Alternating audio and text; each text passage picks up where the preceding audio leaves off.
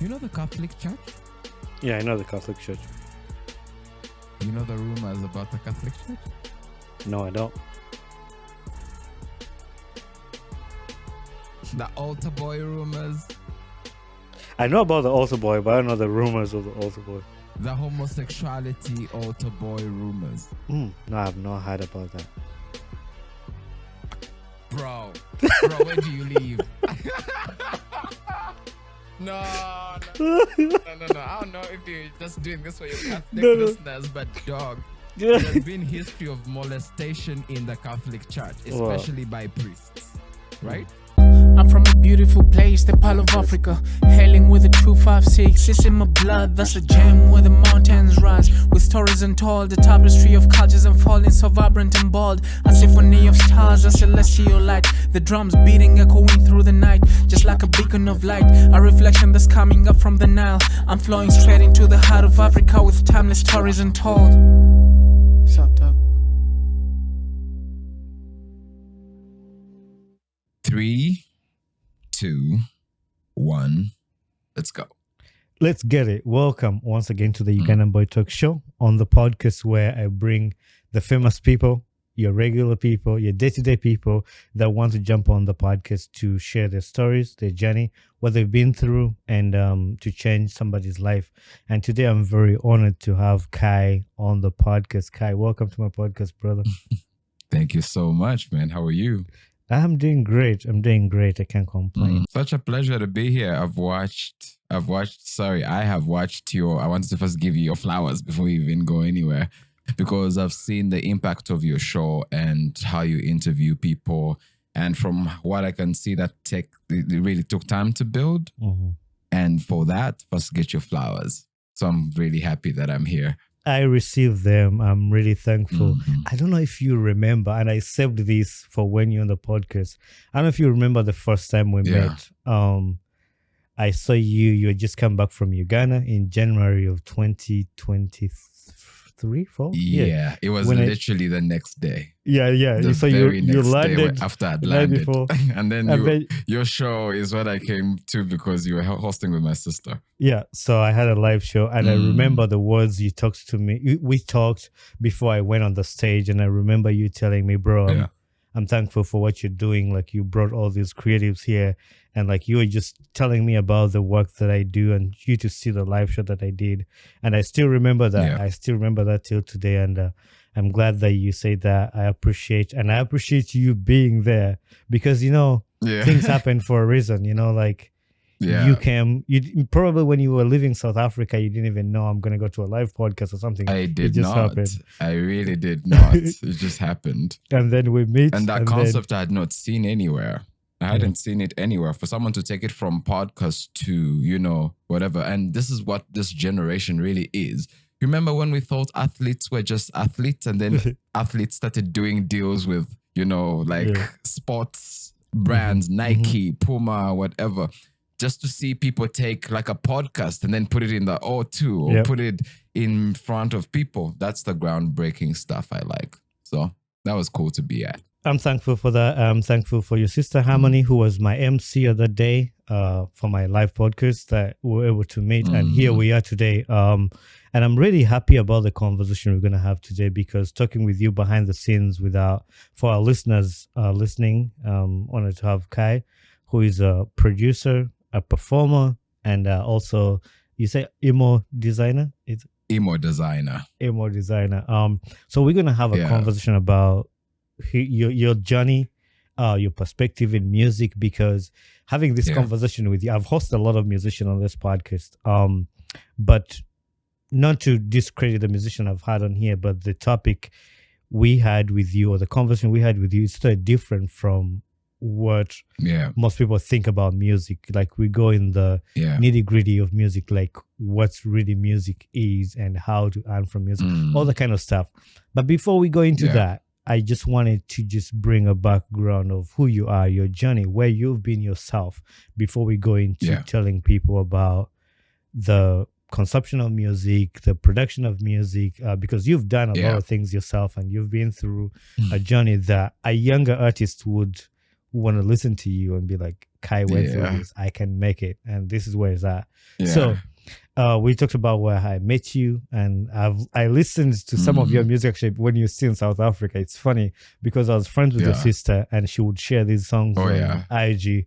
And then like, who is Kai? Who is Kai? And I remember asking her, Kai is my brother. He's in South Africa. But what is your journey into music? How did you start this music thing? Well, it starts for where it starts for everybody else. With gifts like this, you are given. You're supposed to be that person. So from school, from like primary school, I went into MDD, whatever. When I was in secondary school, I was part of the scripture union and the choirs and whatever. And that's what groomed me. But the love for music never stopped. And when I get to university, I got a laptop, and then I was introduced to Fruity Loops. So Fruity Loops is where I first start. I was known as the guy who made beats at UCU for a while. And then that's when I leave university and I go do my first internship at First Love Studios in Tinder, who were my first mentors. From there, I moved to Fenon, owned by Steve Jean, which is where I was before the opportunity to then go to South Africa came. So what I have always had, a part of me is I've always been a songwriter. I've always been, creator of music. But I think I was the journey was being paved to bigger, because what took me to South Africa was a bigger component than just making music. And for me, that's talent finding. So I've been blessed so immensely that other people's talent just excites me. Yeah. And part of who I am, because I'm a producer first, as a producer, our job first is to just bring the best out of everyone. And that's what First Love, first taught me, just that, how to handle a studio. And then I went to Fenon, which was more commercial, and then it taught me how to make money with a studio. And then I flew to South Africa. So that's the journey that then takes me over there. And this is the reason I like podcasts, because people might think they know you, but there's some things in your journey that people might not know. And this is why I listen to podcasts, and the people you think you know, there's something you learn about them all the time. And like listening to your journey, maybe some of your friends don't know you worked at Fenon Records. But also it's like when I gave the brief, that is when I like what you do, because people don't know that it's such a skill too, because we could have conversations behind the scenes and then we just come back and we repeat everything that we were saying, but rather leave the spaces and then we feel them as the conversation goes on. So you fly to South Africa for talent finding, that you called it. I was taken to find talent in a high school. I was watching one of a video on your YouTube where you talk about why I went quiet for 7 years. And it's funny because when we were preparing for it, and I think today you messaged me like, hey, bro, this piece right here. But when I saw it, it touched my heart to just see the journey and how you documented your journey on there. How was that like for you documenting that clip that says why I went quiet for 7 years? It was because, you know how people say move in silence, apparently? I can't say that I was consciously trying to move in silence. It was just because the journey that took me to South Africa was the journey of my life. If you ever read about all the inspirational things you've ever read about, it's going to be hard. It gets whatever, you don't give up. All those lessons were applicable in this journey. But at the point where this happens, this is it's after lockdown, 2020. And I had put on my first concert. My first concert was amazing, but then the second was right before COVID and it flopped. And I remember that feeling because I'd done everything I could possibly, do to get this concert to be great. And then it didn't go great. And then we went into lockdown.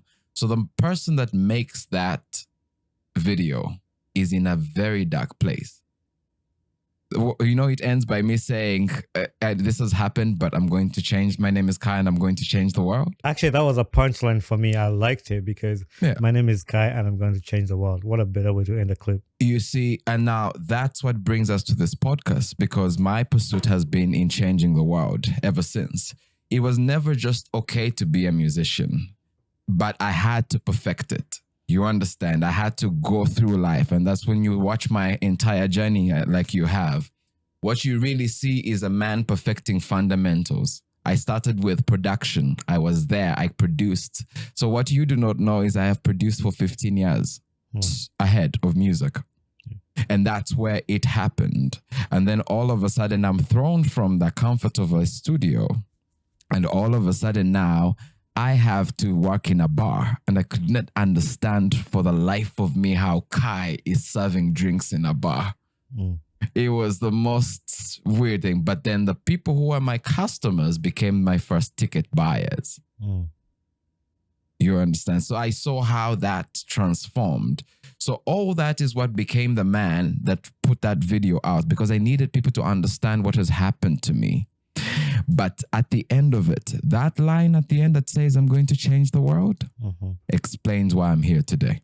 That's a punchline. And like I said, that's a line that actually stood out to me when I was watching that clip. But also documenting your journey, I love that. And this is the purpose of this podcast. The conversation today is the reason why I want to have podcasts like this, sit down with people, pick their brains, learn something. And I'm sure like a lot of artists, even when you're not an artist, you're just on a journey of something. This is a conversation where you learn a thing or two. But you're moving to South Africa, explores your like 10-year journey in South Africa. It has shaped your evolution of how you look at music as an artist, experience, and the new direction. How has that helped you? How did South Africa help you to change or impact your creative process and cross-culture exchanges? That's a beautiful question. I would say right now I'm very privileged, right? Uganda made me. South Africa broke me. Together they made Kai. Yeah. Do you understand? Yeah. When I left here, I was a boy. When I came back, my dog, I had gone through life. And I feel like Uganda trusted South Africa with me. Because while I was going through even the worst things, please understand I was surrounded by love. I was surrounded by the most beautiful people, most beautiful relationships, most beautiful challenges, most beautiful stories that happened, but yet I was still going through. I remember the prayer that my mama prayed when I was leaving. And she said, just align destiny helpers for him.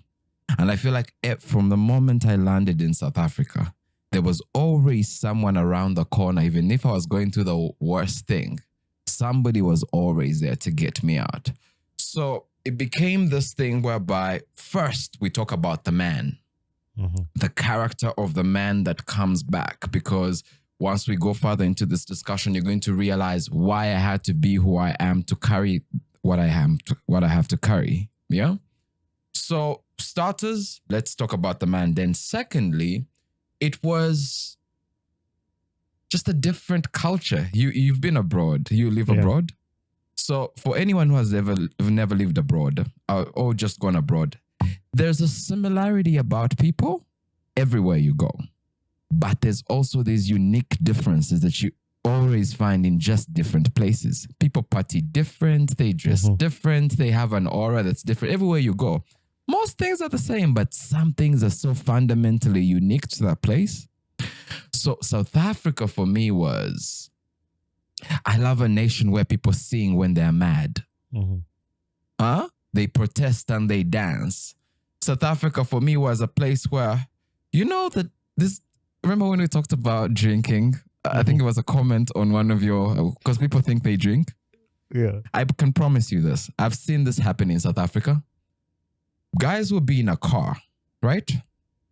They will have alcohol in the back, in the boot, right? In a cooler box with ice, whatever, covered, right?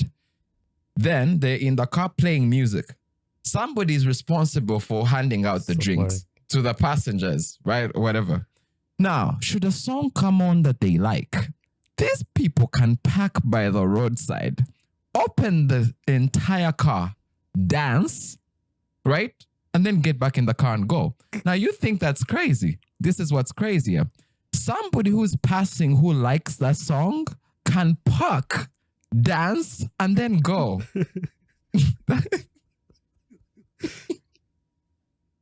But I thought that was an insane thing.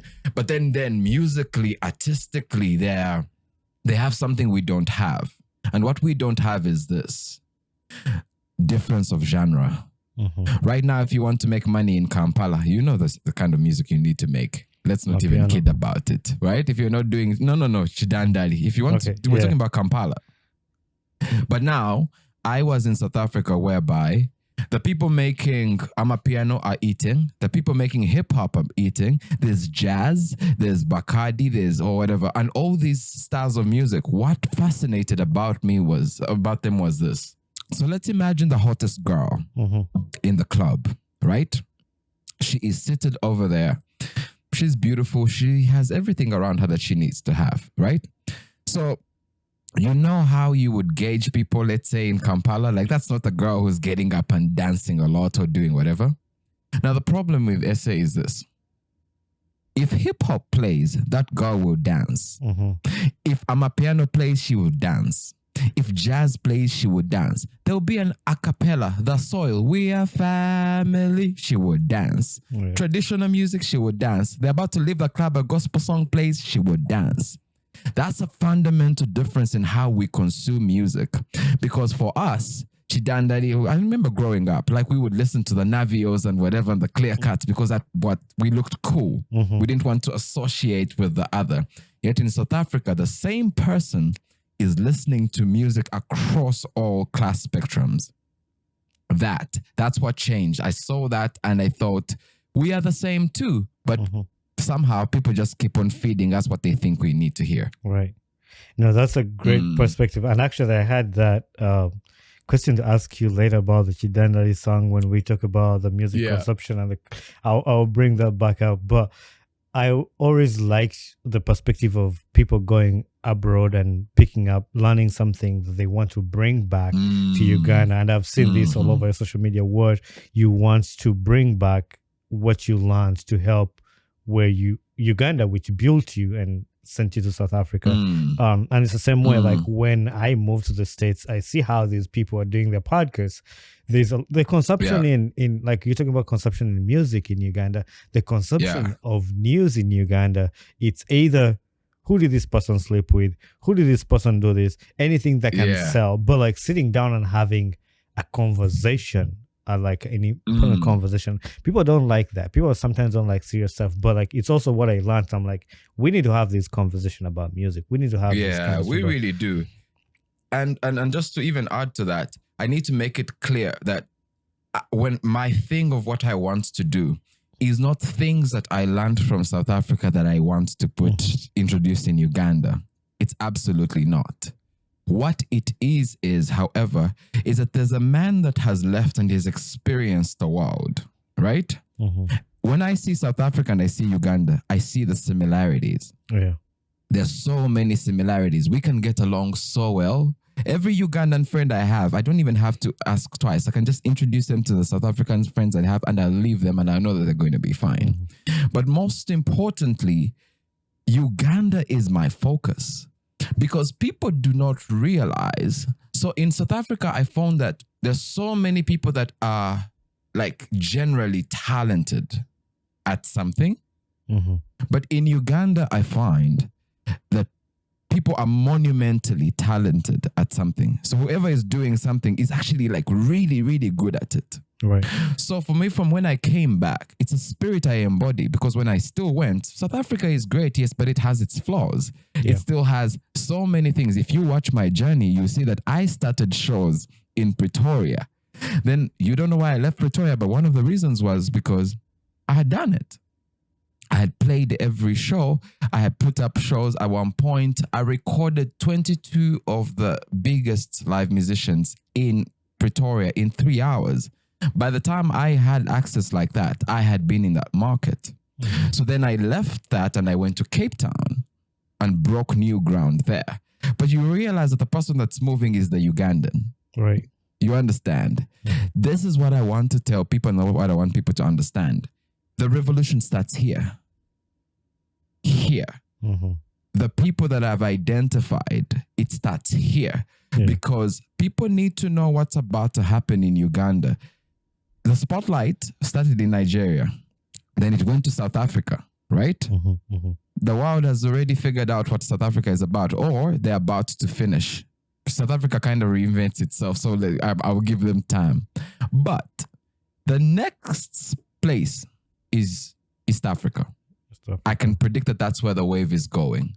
But you know what we do not have? We don't have a unifying language or culture, which is very important for music. I don't. Who's your favorite Acholi singer? You don't know because you can't hear Acholi. Yeah, that is true. Right? But this person is 2 hours away from you. You know? So that's the thing. So I look at it and I'm like, we are not going to kid ourselves that we're going to get this East African community thing, you know, in the next 20 to 50 years. But you know what we can do? We can just be monumentally good.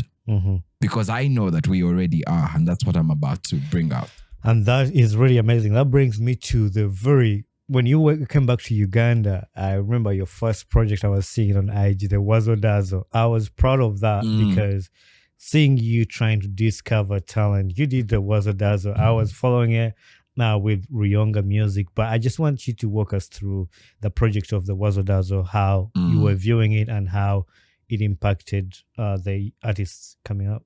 Wazo Dazo, it was a beautiful project and it's championed by two men that I absolutely love and respect. And that's Josh the Fixer and DJ Bush Baby. So when I had come back, straight, I went back to studio. I hadn't been in studio for years and I really wanted that. But now I had to activate my circles again. I had to let people know I am here now.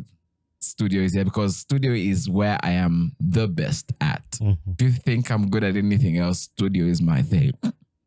So in part of that is when Josh is part of the people that I knew, and I called him to studio one day, and then he happened to mention this later, the Wazo Dazo thing.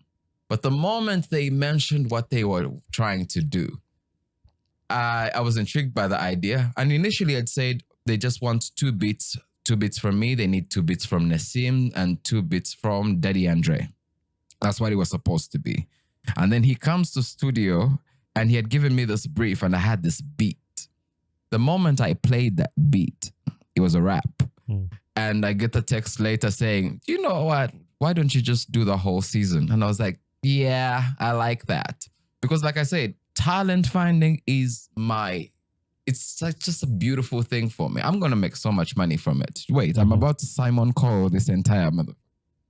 But that's how it starts. And then I see where they were going with it, you know, to almost like take a talent show and fit it into this modern world, you know, and make it content that can grasp and do it. I think it was brilliant. So I had so much fun doing it. I like challenges. They would just give me a brief and I do it and then we go. So I was really excited I did that. Some of my favorite clips that I saw on IG was like you making a beat and actually like feeling, you know, I like when a producer, a DJ, or like anybody making music, like they can feel that music themselves first before the people that are going to consume it. So like just watching you on the keys, I'm like, ooh, this is good.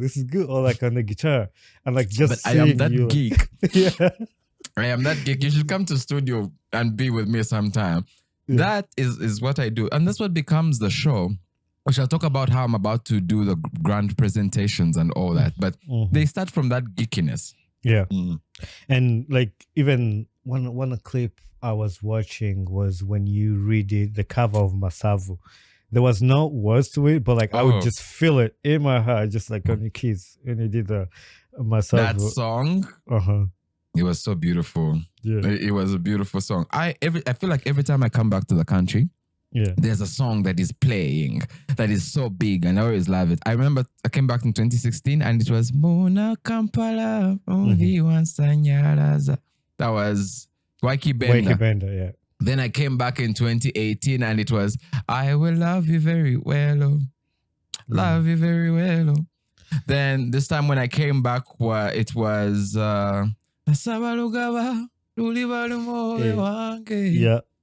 Right? Believe. And then Masavu dropped like after. So I was like, it's a dope ass song. I love it. No, I like whatever you do with the songs and just reinvent it. I like that kind of stuff, to see somebody's creativity into like redefining the song, or not like redefining, but like to add your creativity on somebody else's thing. That was pretty cool. But you come back to Uganda and you tell me you're ready to go back to stage. And when you say that statement, and you've started with the audience choir, what is your thoughts behind this audience choir, which has been amazing? You're gonna talk to us in details about it, but like one of my favorite clips to sing and Kansime coming over to the stage. Okay. Do I explain audience choir first, or do I explain Explain, I think audience choir first. Yeah, audience choir, and then you walk into Kansime. Yeah. Okay. So I have always been a person who likes, like anyone who's around me knows that I can't survive if I don't have a guitar around. Like it's like I need to just stop and play music and whatever. So then for the people that are around me, they usually become recipients of that, because I love just performing to people. If I have an idea and you're around me, if you love me, all my friends know this. I just overload them with every idea I have in my head at whatever time. But there is this thing I've always loved, performing for people and just intimate performances.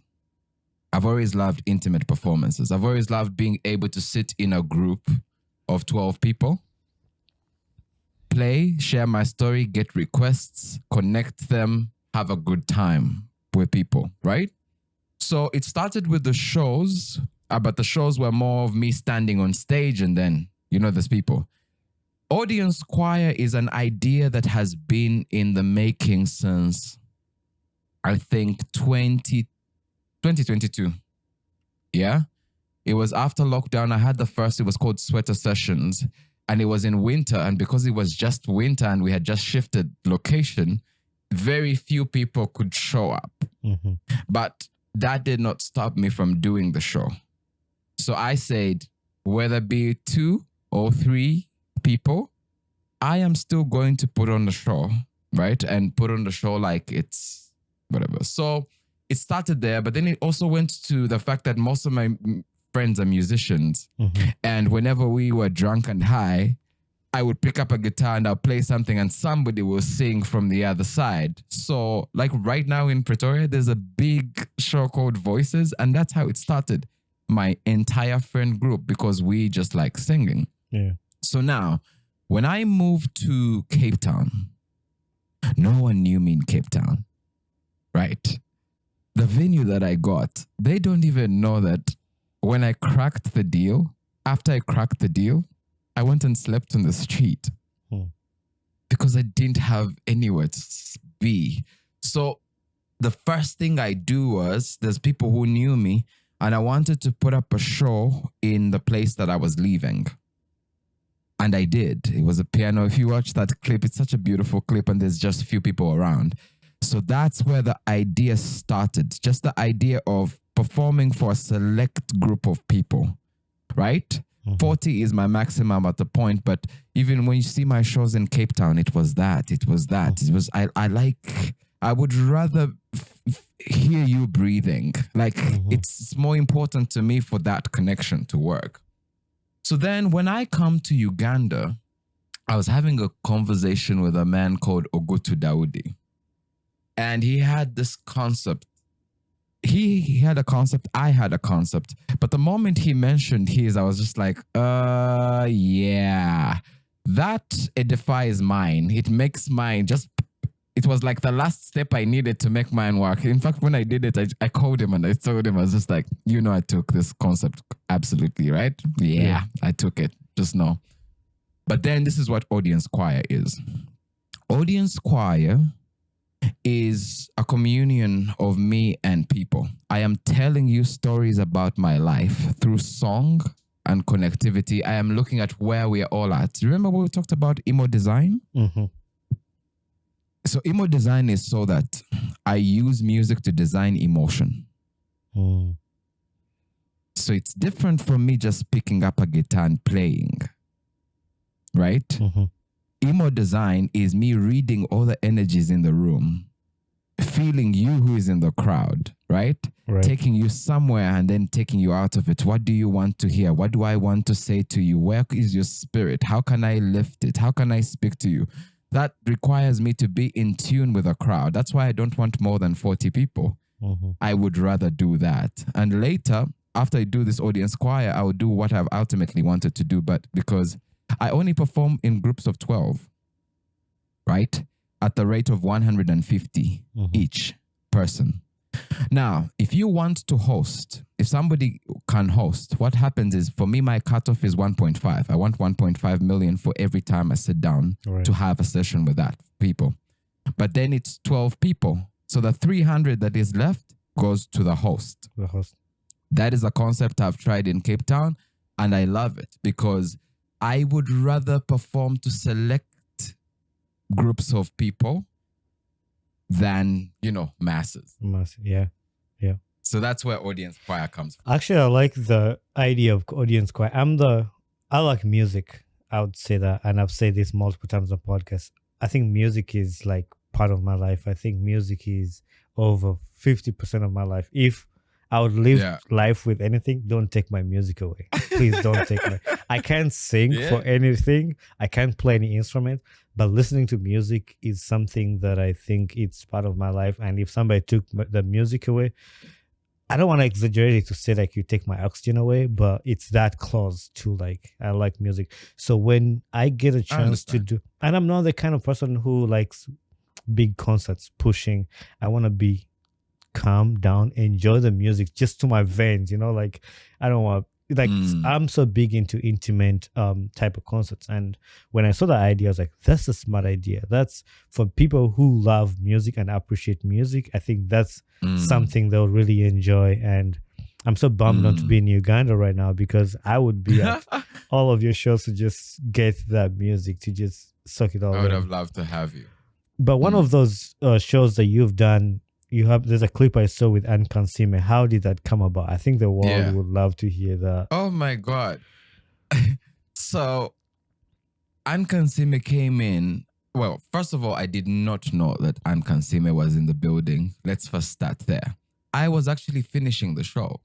Yeah, I was on the last song. And because audience choir is dark, right? So all I saw was like a silhouette of a person just like rocking with me on the last song. Like they were with me the whole time. I could look at, like, I'm playing, but I'm looking at everybody, but I'm just like, okay, cool, right? Just keep it going. So when I'm done, I say, good night, everybody. Thank you for coming. I am ending the show. All I hear is, no. Then this person runs and comes to stage, and all of a sudden it's Ankansime. And I'm like, what?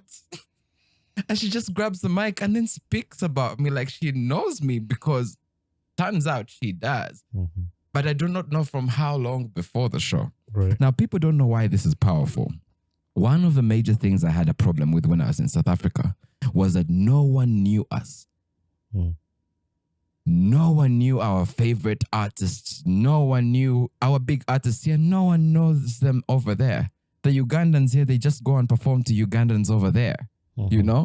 You couldn't ask anyone, do you know this person? Do you know? And then they just know.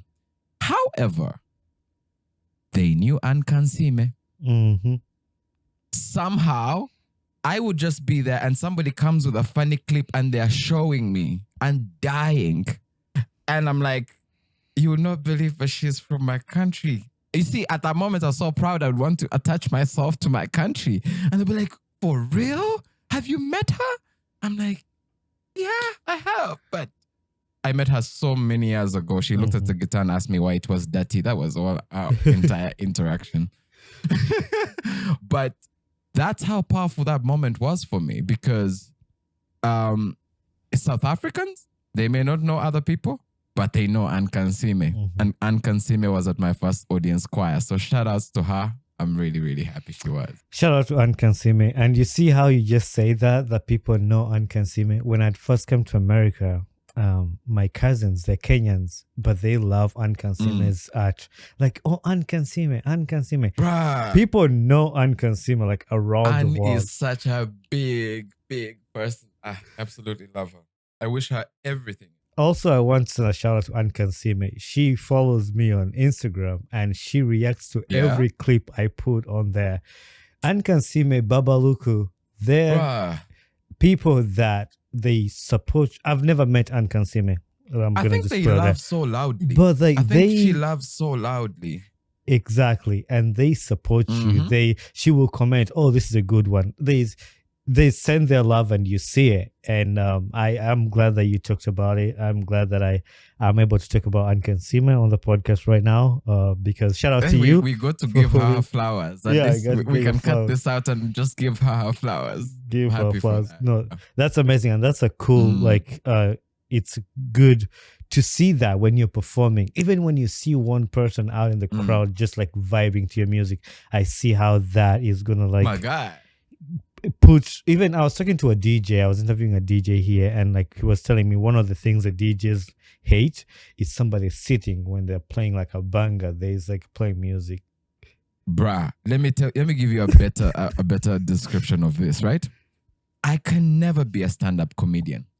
I'm telling you now, respect to every stand-up comedian, but I could never do that. Do you know why? What? Because my dog, as a musician, even if the whole crowd wasn't feeling me, but someone was, I could just focus on that person. It's not the same for a stand-up comedian, my dog. When the whole crowd hates you, and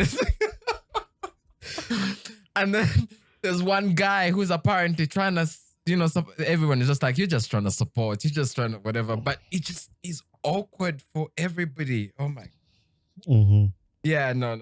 Shout out to all stand-up comedians. I respect what you do. I could never, ever try to do it. I'm going to stick to my lane and play some music. Exactly. There are some things where, man, it's really hard to do. My God. But part of the things we talked about, part of the things that are on your, I want to say plan, but like on your mind, what the process to changing the world. My name is Khài and I'm going to change the world. Part of your focus has been returning to proper production, returning to high quality intentional music, the production that values the depth and craftsmanship. Like I've seen you put thought into your music, how you produce it, how you want to listen.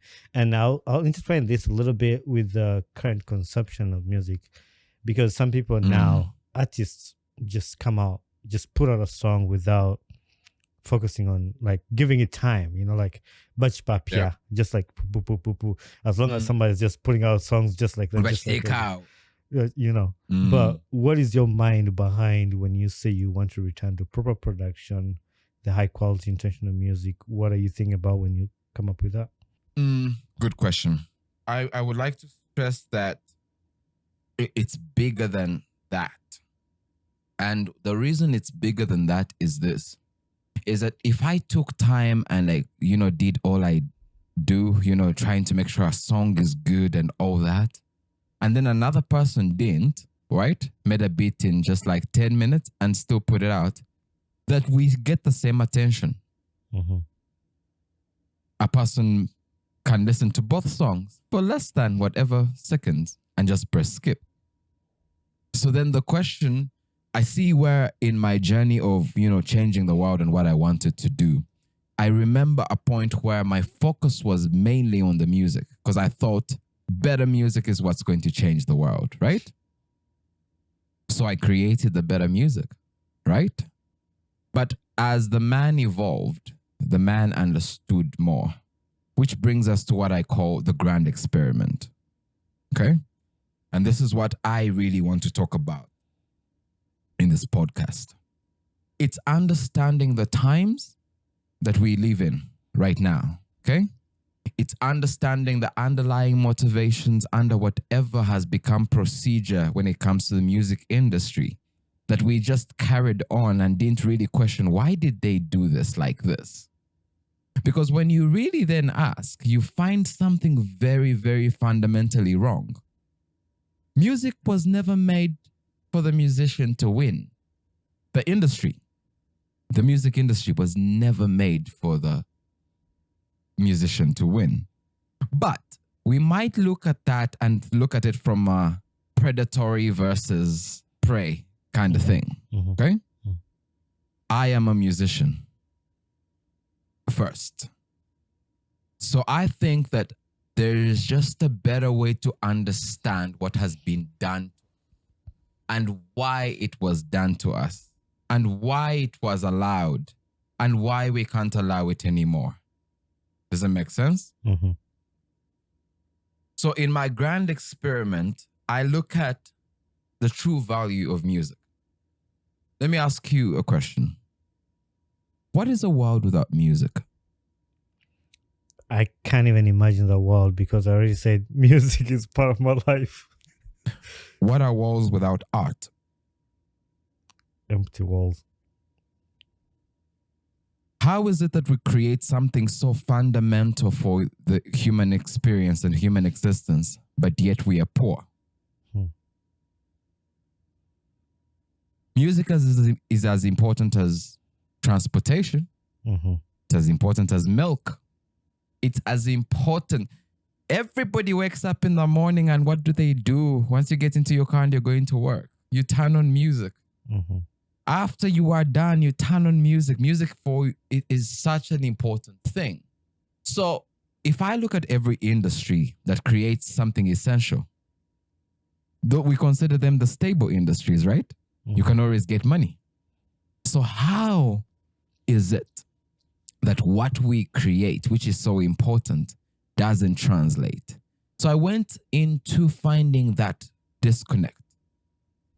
And I feel like everybody who has gone down that path, the one thing they end up doing is they end up bashing musicians for believing. They end up bashing, like, you should have known it's a business. No, business can be better. It definitely can be better. What we experienced is completely different. And I would like to break that down if you would. I love that I'm having this discussion with you because I think I have cracked the future. I've cracked it. And to understand the future, let's look at the past. One of the major things that has happened to us as musicians is that we treat music as an end, and yet the world treats it as a means. Right. What I mean by that is this. Back in the days, let's say, you remember the orchestras and whatever, Beethoven, Mozart and all that? So the only way you would hear a song is if you went to the opera hall and heard it, right? Yep.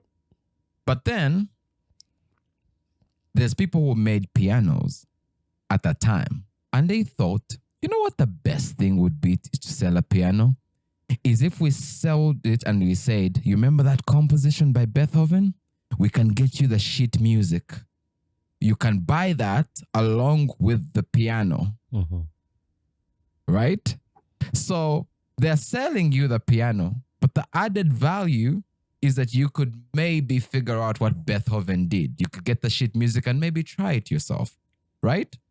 So even then, from the beginning, Beethoven wasn't selling the sheet. He wasn't selling his sheet of paper that he composed on. Because who understands it? Who understands it like him? In the same way, there's no way you can really sell a song. How do you sell a song? You think $9.99 is enough for you to play my song through every heartbreak till kingdom come? Every other commodity. Every other commodity, you drink milk, it ends, you go buy another. Right? But here, it's in perpetuity. But it's one of the reasons it's like we create something for the soul. our art. Artists, this is our job. That's why the world trusts that no matter how they screw us over, we shall still produce music. Why? Because we need to create music to even just survive. But that is no justification for people to, exploit us like they have.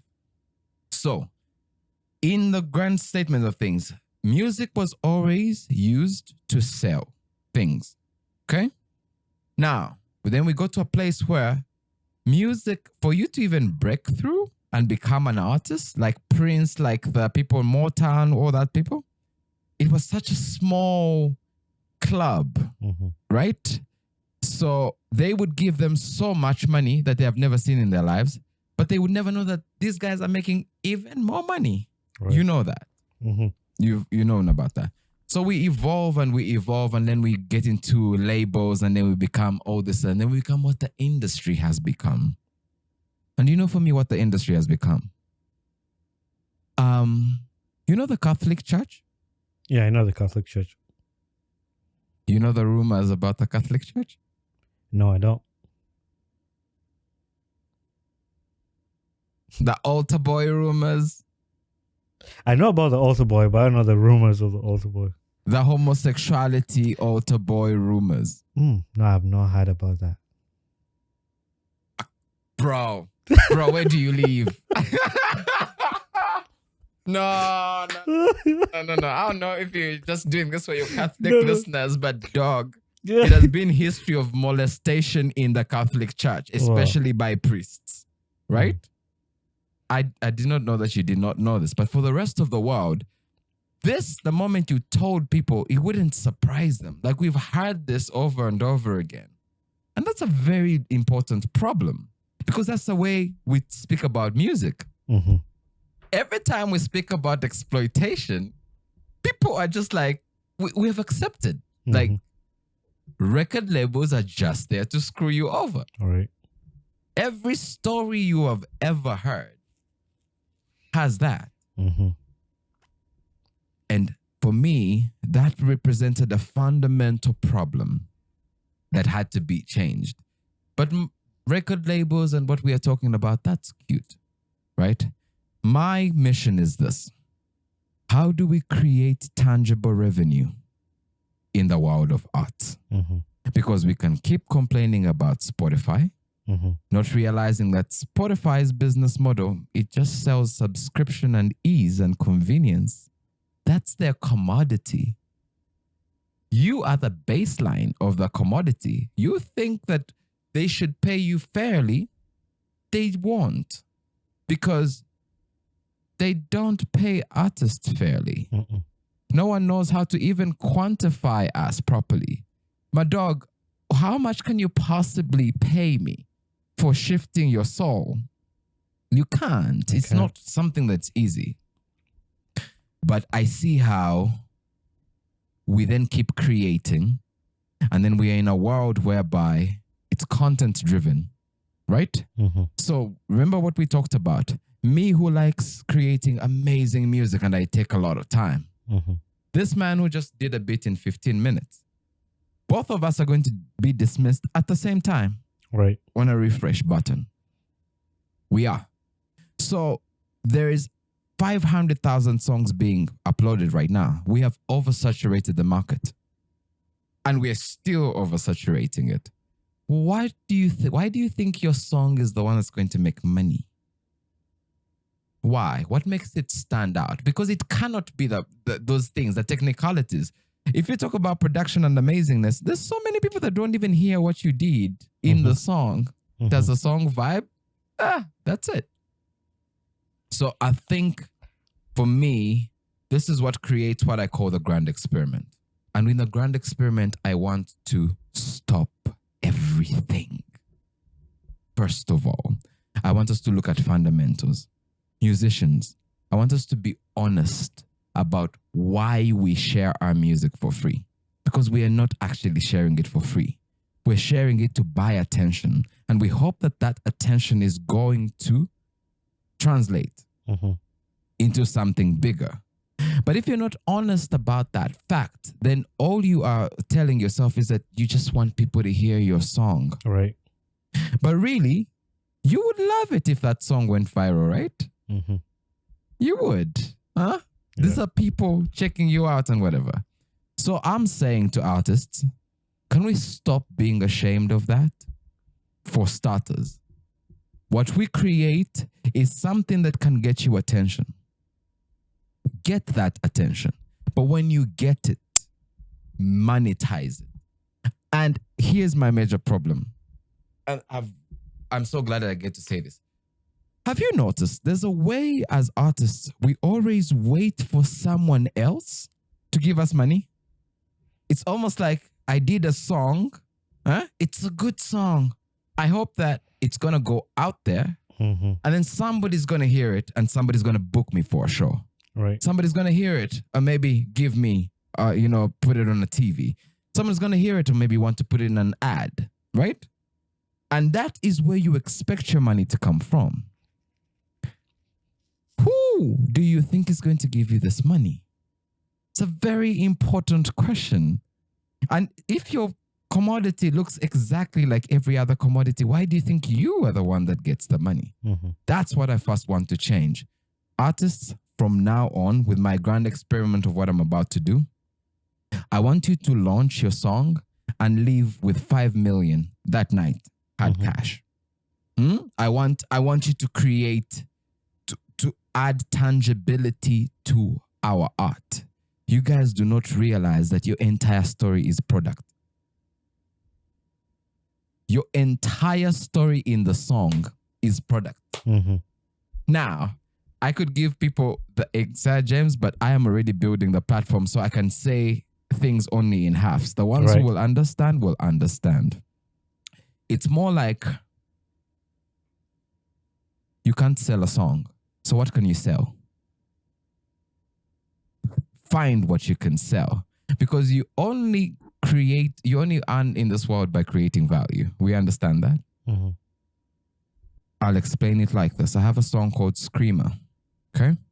Screamer is going to be my first grand experiment. Screamer is going to, oh my God, so many people are going to have sex to this song. I've already Is just it part of the 1919 album? Yeah, it is part of the 1919. It's actually one of the first things I launched, and it's in a collaboration with the iPhone. But Screamer is going to have, oh my God, I can't imagine the things that people are going to do to the song. So why can't I sell sex toys?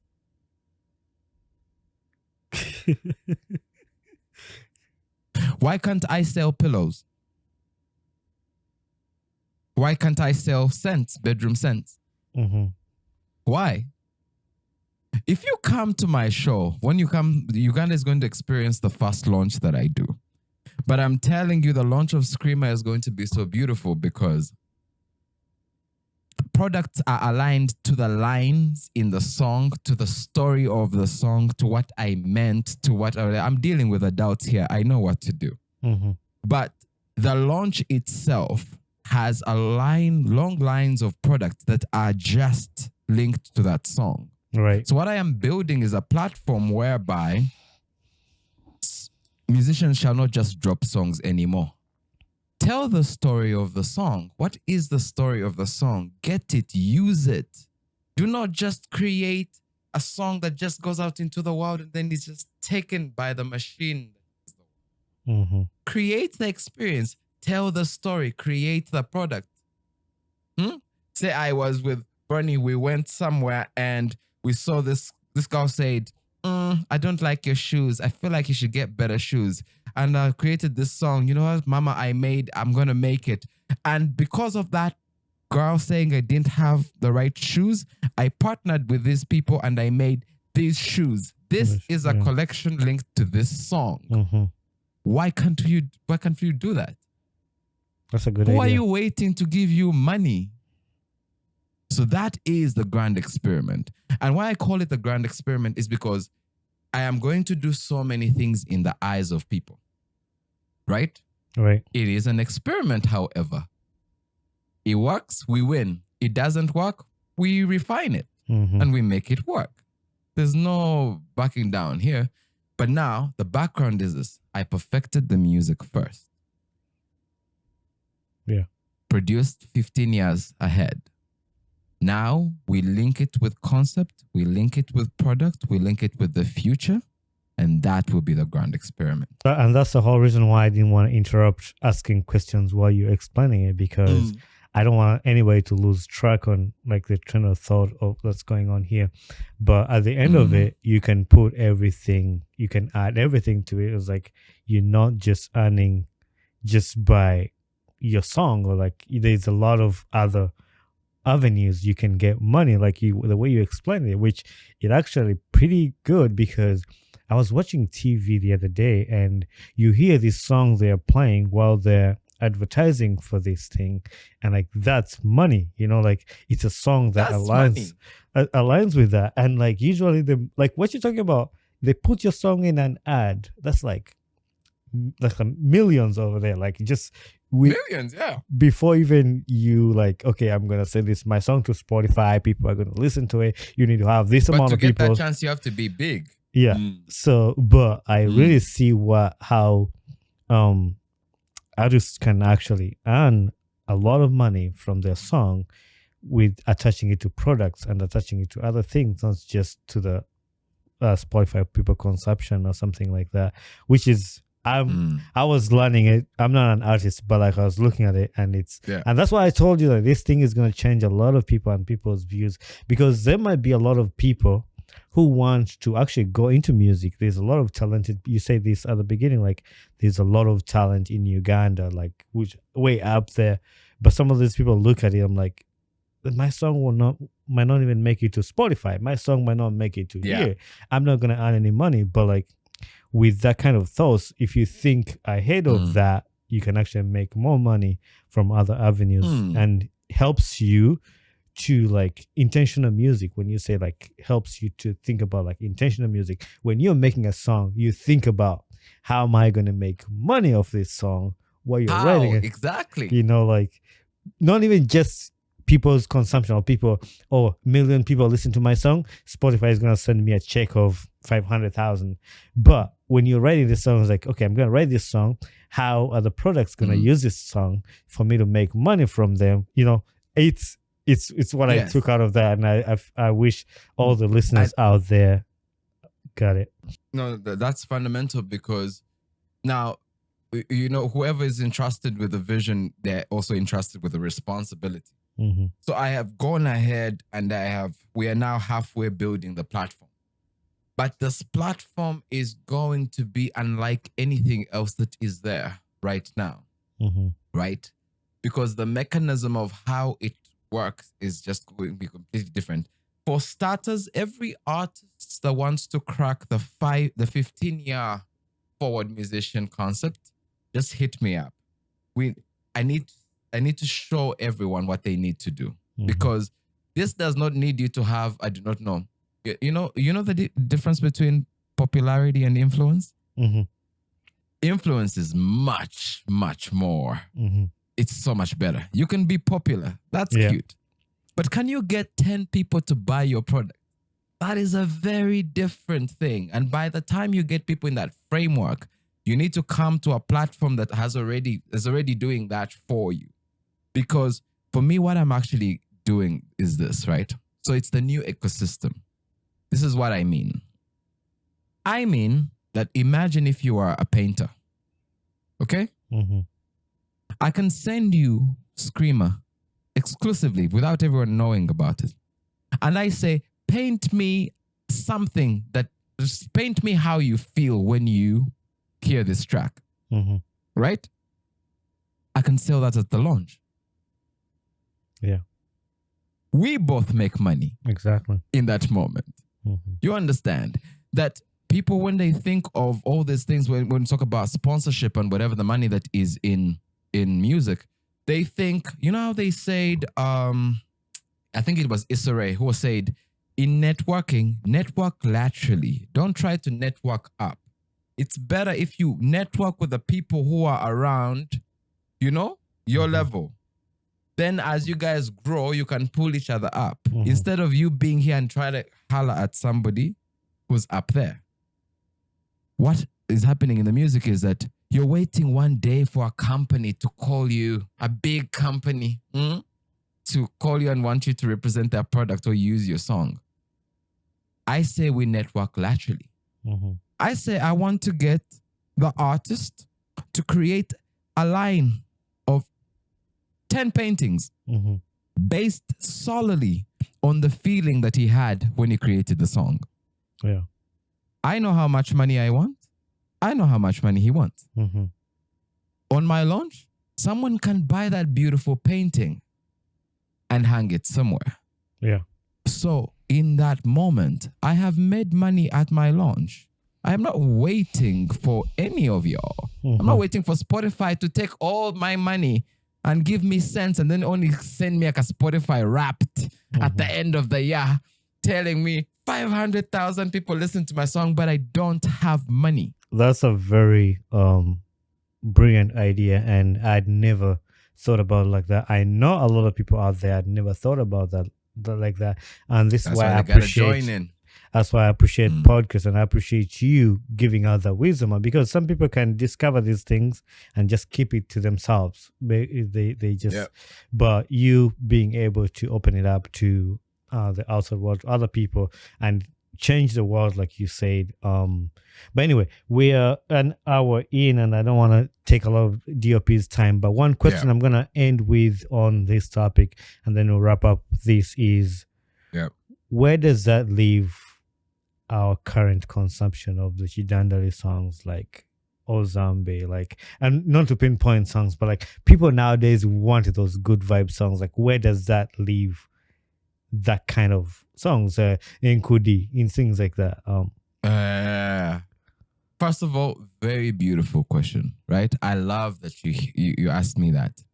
Secondly, please understand that that's great music too. Music is about an emotion, right? Me at 12 in the night when I'm in the club, I'm not trying to listen to some jazzy nonsense. I want to be in Nkudi. You understand? Yeah. I want to be in vibes, dog. I listen to everything. I listen to everything. And that's why I told you that the conversation at one point was about the quality of music and saying we have to change it. But then it grew past it. And the reason it grew past it was when I realized that no matter what you do, whatever you consider quality, it's going to be dismissed just the same. It is just on a refresh button. You understand? So my mission is that the man who creates Nkudi and the man who creates an amazing jazz piece, both of them go home with money. They go home with money. Get your fan base and transform it into people you can serve, because we only make money when we serve, guys. Money comes from serving people. You serve a need, okay? Your music is already serving a need, right? They need to listen to you. But the problem is there's no way they can show you that appreciation. So if a person plays a song, it doesn't translate into a debit on your account, like money sent on your account. I wish it was. We would be so rich. But it's not the same thing. It's not what's happening. Right. So my thing is this. Whatever you do, which is music, okay? Whatever you're doing is important, because there's a person who loves Nkudi. That song made their day. You understand? That's the value that is in your work. You understand? But now, how do we get the value that you're giving people and we put it in tangible form so that you can come back to you? That's what I am doing. That's perfect and spot on. And I asked this question because maybe a listener out there will be thinking about, okay, so this blah, blah, blah, or this song is like that. But yeah, it's just a mindset of you thinking about your song and how you can make it tangible to make money off that song before the consumer. Anyway, Kai, it's we could talk and talk and talk for a long time, and I like this. I like to dig deep into music and the nitty gritties, and because as a consumer of music, I want to learn these things. And this is why this podcast is not only for artists; it's even for the consumers or for anybody, whatever you're doing. And I appreciate you to sit down with me, having this conversation. And we'll leave this hour for the people to consume this. And maybe in the future, we'll have you back for another topic conversation. Or I'll have you at my show. Oh, yeah. I have to have you at my show. Exactly. The next edition of this should be at my show. I would love that. At my launch, actually, on my launch, when I do the product thing, because I'm doing it. I'm going. I have to demonstrate the concept. Don't people think it's just a presentation of product? Oh, my good sir, my brain is on like 100,000. You have to experience my madness. I would love to be there. But I ended my podcast with 3 questions for a quick answer. One of the questions: what's a life lesson you've learned in life to this point? Everything comes down to the character of the man. That's deep. You want to elaborate on that? I usually like one answer, but just give us a little bit of that. All right. You know how they say that the same water that hardens an egg is the one that softens a potato? Mm-hmm. Same water. So everything comes down to the character of the man. We are all going to face a plethora of similar experiences. You've experienced anger, you've experienced loss, disappointment, whatever. How you react is you. Everything comes down to you because it's what determines what happens. If you get into situations and you fall apart, then you fell apart. But there's men like me who will not fall apart and will translate it in that gold. So everything comes down to the character of the man. That's perfect and that's deep. Whoever has ears will listen. What gets you excited about life? My purpose. Yeah.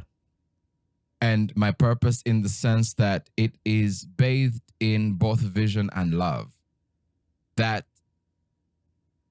I am excited for you to genuinely, all of you, I need you to see what's in my head because I can't tell you. Even the closest people to me only know like 35% of what I'm about to do. Mm-hmm. But it excites me that I have walked a journey that is solidly dedicated to showing this and taking people to that place that I've seen in my head. That's deep and that's a good one. My final question, which is a signature question for the podcast, is who would you like to see on this podcast next as a guest? And you're going to help me get that person here. I can do that. I have a girl friend of mine called Taz. Taz she used to work at Hot 100. She has one of the most beautiful radio voices of all time. But Taz is the first person who heard my song and called me for an interview ever. Mm-hmm. And I think from years of knowing her, she is brilliant and you would love her. That would be amazing. So I can get her for you. Just 1 minute. I want you to the song Goodness. I had it up here. I wanted you to just talk to us about it. Just give us a little bit about the background of that song. Goodness. Let's end with that one. This is why you're good at what you do. Okay. So Goodness is written on one important, interesting thing. So I like writing dirty songs, but you can't tell that they're dirty. Mm-hmm. Like if I can write something, I don't want to be crass and crude. But if in my poetry, you can hear it and know that this nigga is going to hell. I love that shit. So Goodness comes from, I was in Pretoria at the time. Now, guys, South African women.